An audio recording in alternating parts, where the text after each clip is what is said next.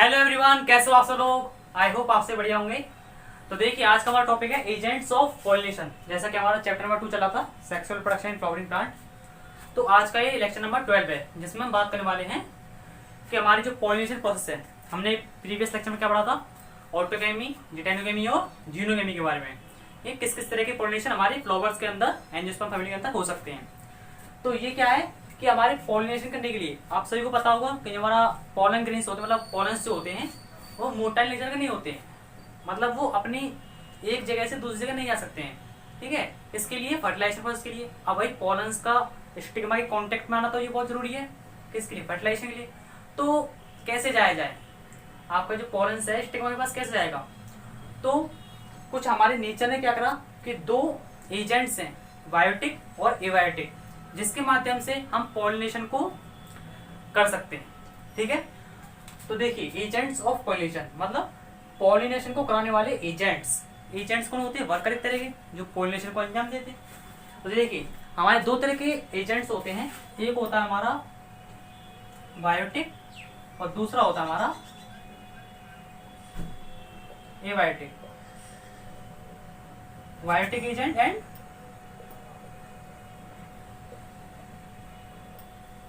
Abiotic agent. देखिए हमारे flowers के अंदर जो मोस्टली आपको ये दो तरह के बायोटिक और एबायोटिक देखने को मिलते हैं पॉलिनेशन। अब देखिए हमारी एंजियोस्पर्म की फैमिली है, उसमें क्या है, पॉलिनेशन कराने के लिए जो मोस्टली प्लांट होते हैं, मतलब मान लीजिए 100% एक क्राइटेरिया होता है, तो उसमें से 80% फ्लावर्स जितने भी होंगे वो कौन सा क्राइटेरिया यूज करेंगे? इन दोनों में से वो यूज करते हैं हमारा बायोटिक वाला, क्योंकि ये विश्वासमंद है, ये विश्वास का नहीं है, इस पर विश्वास नहीं कर सकते, क्योंकि ये एक तरह का चांस फैक्टर है। कौन सा? एबायोटिक वाला। अगर मान लो इससे पॉलिनेशन हो जाए तो ये एक तरह की लक की बात है। ठीक है, इससे बहुत मुश्किल होता है कि एबायोटिक से आपका पॉलिनेशन हो जाए। और एबायोटिक के एग्जाम्पल कौन से हैं? देखो एबायोटिक के एग्जाम्पल है आपके वाटर है,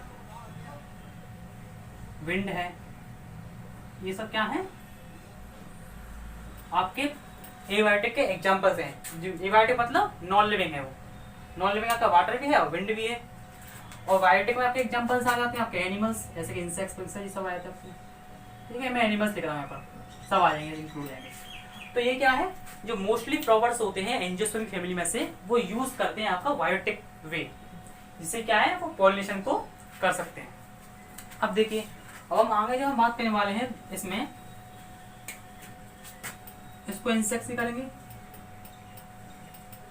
ठीक है, पॉइंट डाल देना। अब देखिए, अब हम इसके अंदर बात करने वाले हैं आज हम एजेंट्स ऑफ पॉलिनेशन में एबायोटिक की। इसकी एबायोटिक की। तो एबायोटिक में आपका इस वाले पॉइंट को लेने वाले हैं हम, विंड वाले को, इसको लेंगे हम थोड़ा अगले लेक्चर में। देखिए जो आपके प्लांट्स होते हैं, अगर वो विंड से पॉलिनेशन को करते हैं तो उसे बोलते हैं हम एनिमोफिली। क्या बोलते हैं? Anemophily. Pollination done by the wind is known as anemophily and the pollination done by the water is called hydrophily। समझ में आ रहा है? अगर मान लो आपका कोई प्लांट्स है, जैसे बायोफाइट टेरिडोफाइट्स है, ये आपके वाटर में तो रहते हैं नॉर्मली, तो क्या है वाटर में आपका कुछ पॉलिनेशन होगा वो इससे होगा, हाइड्रोफिली से। ठीक है, तो उसे बोलते हैं हम पॉलिनेशन बाय वाटर, तो उसे बोलते हैं हाइड्रोफिली। और अगर विंड के माध्यम से होता है तो उसे बोलते हैं हम एनिमोफिली।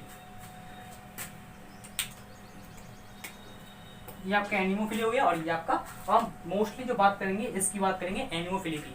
अब देखिए जो 80% फ्लावर्स हैं एंजियोस्पर्म फैमिली के, वो यूज करते हैं बायोटिक वे, और जो 20% है वो यूज करते हैं एबायोटिक। अगर हम इन दोनों में कंपटीशन करा दें कि इन दोनों में से जो आपका प्लांट्स है वो किसको प्रेफर करेगा, वाटर प्रेफर करेगा या विंड प्रेफर करेगा, तो वो जो प्रेफर करेगा वो करेगा विंड। क्या करेगा? विंड को प्रेफर करेगा। किसके लिए? पॉलिनेशन के लिए, क्योंकि ये ज्यादा विश्वास है इसमें। ठीक है, वाटर क्या है इतना ज्यादा सही नहीं है पॉलिनेशन के लिए जितना विंड है। और अगर हम एबायोटिक और एबायोटिक में देखें तो आपका बायोटिक है, क्योंकि इनके पास एक सेंस ऑफ ह्यूमर होता है कि कौन सी चीज कैसे करनी है, एक तरह का कॉमन सेंस है। ठीक है, बायोटिक और एबायोटिक।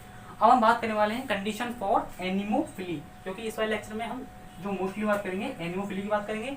जो का अगला लेक्चर आएगा उसमें हम बात करने वाले हैं हाइड्रोफिली की। उसी समय हमारा ये जो कंसेप्ट है एजेंट्स ऑफ पॉलिनेशन वो हो जाएगा खत्म। ठीक है, तो बात करेंगे हम anemophily. The pollination done by the wind is known as anemophily. तो चलिए इसको हम करता हूँ रफ कर दूं। चलो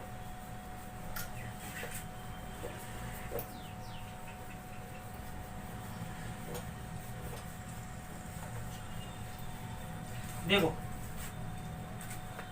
अब क्या है कि एनिमोफिली के लिए करने के लिए मतलब आपका फ्लावर्स है, अब उसमें से फ्लावर्स जो बहुत चालाक होते हैं फ्लावर्स आपके। कैसे?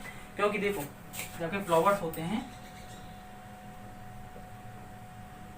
ये थाउजेंड्स ऑफ वो बनाते हैं पोलन्स। किसके अंदर बनते हैं ये आप सभी को पता है।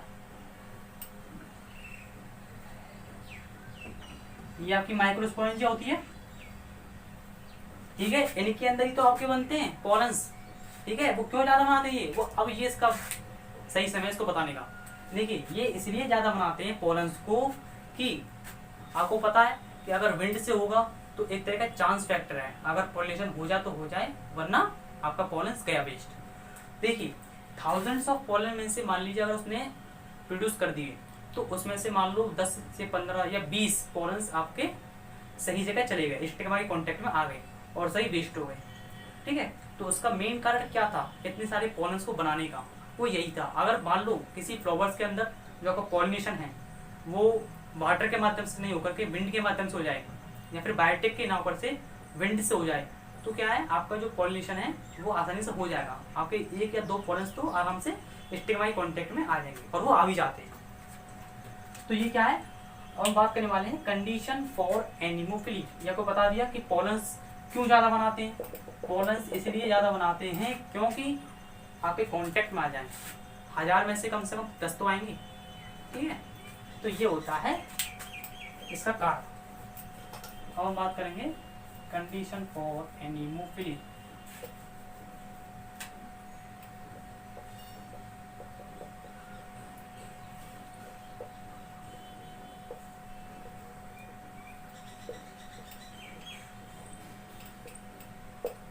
ठीक है, कंडीशन फॉर एनिमोफिली। सबसे पहली बात कंडीशन क्या है एनिमोफिली के लिए, वो ये है कि आपका जो पॉलन्स हैं वो नॉन स्टिक होने चाहिए। Pollens should be non sticky.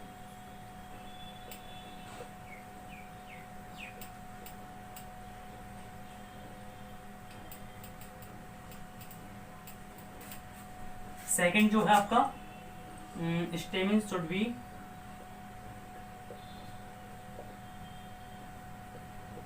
Well exposed. अब वेल एक्सपोज्ड मतलब मान लीजिए आपका एक हवा का झोंका आया इधर से और आपका फ्लावर्स यहाँ पर है, तो क्या है आपके जो एंथर्स में आपके पॉलन ग्रेन्स जो होंगे वो एकदम रेडी तो नहीं है कि भाई विंड आए और हम सीधे यहाँ से क्या हो जाए डेसेंस हो जाए। तो क्या है आपका जो स्टेमिन है वो एक्सपोज्ड होना चाहिए, मतलब रेडी होना चाहिए एक तरह का। अब देखिए जबकि क्या है ये हो गया आपका नॉन स्टिक होना चाहिए और आपका वेल एक्सपोज्ड होना चाहिए पॉलन्स।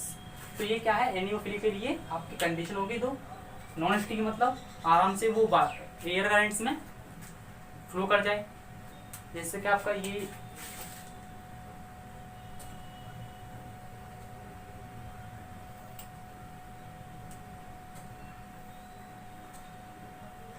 इसके अंदर आपके एंथर्स होंगे, वो सॉरी पॉलन्स होंगे। यहाँ का बायोलॉग स्ट्रक्चर है जिसके अंदर आपके पॉलन्स हैं और मान लीजिए इधर से आपकी हवा आ जाती है, मतलब विंड आ जाती है। ये क्या है एक तरह का क्या बन गया, एयर करंट्स बन गया। अब यहाँ से ये आपका एयर करंट्स है, ये एयर करंट्स है और इसमें सीधी विंड आएगी, इसके ऊपर लगेगी और इसमें से क्या है जो भी पॉलन्स होंगे वो सब निकल निकल के भागेंगे। तो यही है आपका कि वो एक्सपोज हो, जिससे क्या हो जैसे ही हवा आए वो आसानी से इसको छोड़ दे। ठीक है, और वो नॉन स्टिकी हो। ये सब बात करनी है हमने एनिमोफिली में। तो चलिए अब हम आगे चलते हैं, इसको रख कर दूँ। देखिए मैं ये भी बताता हूँ ऑलरेडी आपको। आपका जो ये एनिमोफिली का कंसेप्ट है वो सबसे ज़्यादा दिखता है आपका ग्रासेस में। इसमें इसका एग्जाम्पल है ग्रास, मोस्टली आपको एनिमोफिली दिखता है। ठीक है, ये आपको मोस्टली लगेगा ग्रास में। तो देखिए इस पूरे लेक्चर में हमने क्या क्या बात करी अभी तक। हमने अभी तक बात की एजेंट्स ऑफ पॉलिनेशन की, सबसे पहले बायोटिक की बात की, फिर उसके बाद एबायोटिक बात किया। जो आपके मोस्टली प्लांट्स हैं वो किसको प्रेफर करते हैं, बायोटिक को। ठीक है, बायोटिक क्यों यूज करते हैं, क्योंकि उनके पास एक सेंस है, आसानी से आपका जो पॉलन्स है उसको स्टिग्मा कांटेक्ट में लेकर आ जाएंगे। और आपके दूसरी तरफ कौन से थे, एबायोटिक। अब एबायोटिक में आप एक एग्जांपल कौन से थे, विंड था।